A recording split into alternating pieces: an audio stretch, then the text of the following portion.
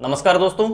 और आज के इस वीडियो के अंदर अपने डिस्कस करने वाली है मई 2025 की जीएसटीआर 3B रिटर्न के बारे में। तो दोस्तों इससे पहले जब हमने मई 2025 की जीएसटीआर 1 की रिटर्न को हमने फाइल किया था तो बहुत सारी दिक्कतें बिजनेसमैन लोगों को, अकाउंटेंट लोगों को आई थी, क्योंकि जो जीएसटीआर 1 की जो हमारी रिपोर्ट है, जो अकाउंटिंग सॉफ्टवेयर है, कोई अकाउंटिंग सॉफ्टवेयर प्रॉपर हमारा जो जीएसटीआर 1 है वो एक्सेल के अंदर प्रॉपर फाइल सही तरीके से एक्सपोर्ट नहीं कर रहा था। कई अकाउंटिंग सॉफ्टवेयर प्रॉपर जेएसओन की फाइल को एक्सपोर्ट सही तरीके से नहीं कर रहे थे, यानी कि काफ़ी सारी दिक्कतें इस बार जीएसटीआर 1 की रिपोर्ट को फाइल करने में आई थी। दिक्कत यही थी भी जो अब हमारा जो HSN-वाई समरी है जीएसटीआर 1 के अंदर जो टेबल नंबर 12 है उसके अंदर अब हमें B2B और B2C की HSN-वाई समरी अब हमें सेपरेट अलग अलग देनी पड़ेगी। तो इस क्योंकि ये फर्स्ट टाइम था, नई रिटर्न थी, तो काफ़ी सारे अकाउंटिंग सॉफ्टवेयर अपडेट भी नहीं हुए थे जो लोकल लेवल के सॉफ्टवेयर। हालांकि जो मल्टीनेशनल सॉफ्टवेयर है, इंटरनेशनल टाइप के सॉफ्टवेयर है, टेलीविजी जैसे, उन्होंने अपडेट कर दिया था, लेकिन उनके बावजूद भी उन अकाउंटिंग सॉफ्टवेयर के अंदर जीएसटीआर 1 को रिटर्न को फाइल करने में काफ़ी सारी दिक्कतें आई थी।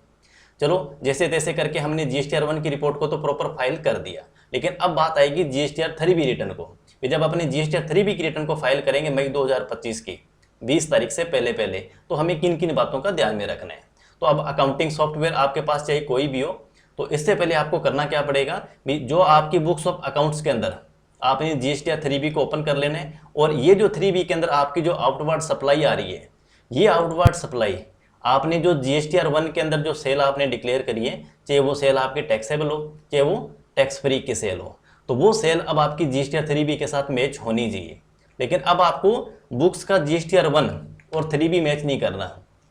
क्योंकि अभी आपको जो 1 के अंदर डाटा आ रहा है वही आपका जीएसटीआर 3B के अंदर डाटा आएगा, ठीक है। लेकिन अब आपको 3B का डाटा आपने जो ऑनलाइन जब जीएसटीआर 1 की रिपोर्ट को फाइल किया था उसके डाटा के साथ आपका मैच होना चाहिए। कई बार ऐसा होता है भी जीएसटीआर 1 हमने फाइल कर दिया, उसके बाद हमने कोई सेल के अंदर कोई डाटा चेंज कर दिया, कोई सेल रिटर्न कर दी, या कोई क्रेडिट नोट डेबिट नोट हमने बाद में बना दिया, तो इस टाइप की अगर कोई करेक्शन हुई है तो उसको हमें 1A के अंदर 3B को फाइल करने से पहले 1A के अंदर उसको चेंज करना पड़ेगा,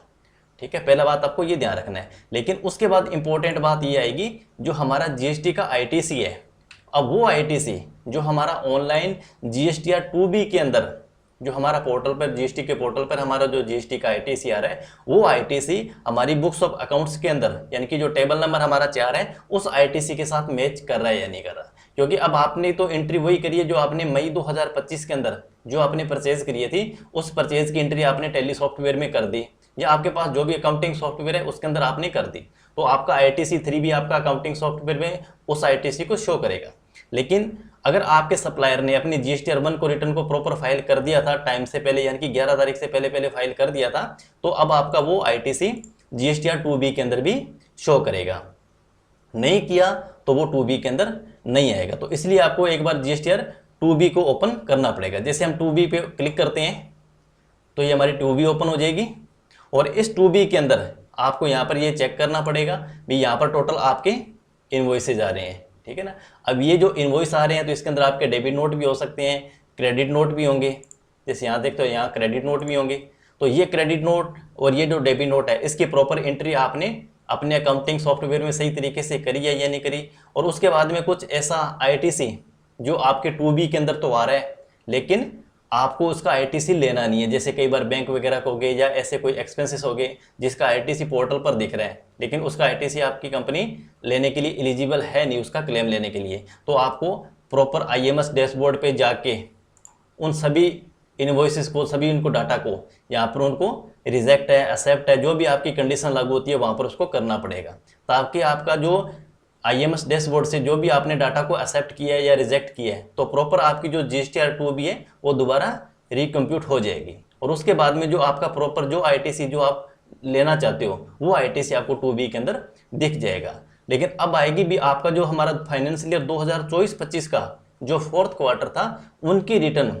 बहुत सारे लोगों ने अप्रैल महीने के अंदर भी लेट फाइल करी थी, तब उनका आईटीसी अब आप लोगों को इस मई 2025 की रिटर्न के अंदर देखने को मिलेगा। जो क्वार्टरली रिटर्न फाइल करते हैं तो उनका 4th क्वार्टर का बहुत सारे ऐसे डीलर्स होते हैं, बहुत सारे ऐसे सप्लायर होते हैं जिन्होंने अप्रैल महीने के महीने लेट रिटर्न फाइल करी थी, यानी कि 11 तारीख के बाद उन्होंने लेट फाइल किया था रिटर्न को। किसी की 14 तारीख भी है, आईएफएफ अगर वो फाइल करते हैं तो 14 तारीख के बाद की है, तो कहने का मतलब डाटा अब आपको मई के अंदर दिखेगा, तो उसका आईटीसी अब आपको क्लेम करना पड़ेगा। अगर आपने फोर्थ क्वार्टर के अंदर, यानी कि जब आपने मार्च 2025 की जब आपने जीएसटी 3B रिटर्न को फाइल किया था और वहां पर उस आईटीसी को आपने क्लेम नहीं किया, तो अब आपको क्लेम करना पड़ेगा, अदरवाइज आपकी कंपनी का आईटीसी का नुकसान हो सकता है। तो इसीलिए इंपॉर्टेंट होता है जीएसटीआर 3B के अंदर जीएसटी का आईटीसी मैच करना। और जो हमने जीएसटीआर 1 के अंदर जो सेल डिक्लेयर कर दिए, वो सेल अब हमारी बुक्स ऑफ अकाउंट्स के अंदर आ रही है या नहीं आ रही है। लेकिन अगर अपने पोर्टल पर बात करें, यानी कि अगर अपने जीएसटी रिटर्न पे जाते हैं, तो अब जीएसटीआर 3B के अंदर हमें कोई सॉफ्टवेयर में से कोई अलग डाटा हमें डिटेल निकालने की जरूरत नहीं है, क्योंकि जो हमने जीएसटीआर 1 के अंदर जो हमने डाटा दे दिया, वो डाटा हमारा जीएसटीआर 3B के अंदर ऑटोमेटिक आ जाता है। जो हमारी सेल होगी वो सेल हमारी ऑटोमेटिक आ जाएगी, जैसे हमने 3B पे क्लिक किया, क्लोज किया, और उसके बाद में जैसे हमारे पास में ये जीएसटीआर 3B का डाटा आ गया। तो ये हमारी टोटल ये आगे 3.1 का आउटवर्ड सप्लाई, यहाँ पर यानी कि ये हमारा CGST और SGST का टैक्स है। ये टैक्स अब आपकी बुक्स के अंदर आना चाहिए, क्योंकि ये डाटा उसने जीएसटीआर 1 की रिपोर्ट से उठा लिया। उसके बाद ये जो आपका जीएसटी का आईटीसी है, अब ये आईटीसी आपकी जीएसटीआर 2B से उठ के 3B के अंदर ऑटोमेटिक आ जाएगा। तो यहाँ पर जीएसटीआर 3B के अंदर हमें अलग से कोई डाटा मेंशन करने की जरूरत नहीं है, अलग से टैली के अंदर हमें कोई डाटा की एंट्री करने की जरूरत नहीं है, एक्सपोर्ट करने की जरूरत नहीं है। केवल हमें ये जीएसटीआर 3B की जो रिटर्न होती है उसको हम केवल टैक्स के पर्पज से हमें फाइल करना होता है। भी इस बार हमारी टैक्स की लायबिलिटी कितनी बनती है तो उसका टैक्स हमें डिपॉजिट भी करवाना होता है। तो इसलिए जीएसटीआर 3B के अंदर आपको अलग से कुछ करने की जरूरत नहीं है, केवल आपको जीएसटी का आईटीसी अपने मैच करना होगा जीएसटीआर 2B के साथ। और आपकी जो बुक्स ऑफ अकाउंट्स के अंदर जो सेल आ रही है और जो आपका CGST, SGST या फिर IGST का जो टैक्स आ रहा है, वो टैक्स आपके जीएसटीआर 1 के डाटा के साथ जो आपने ऑनलाइन अपलोड कर दिया उसके साथ मैच होना बहुत जरूरी है। आई होप कि इस वीडियो से आपको कुछ जरूर नया सीखने को मिला है। वीडियो अगर आपको पसंद आई है तो वीडियो को आप लाइक जरूर कर देना, और इसी टाइप की और नई वीडियो को देखने के लिए हमारे चैनल को भी आप जरूर सब्सक्राइब भी कर लेना।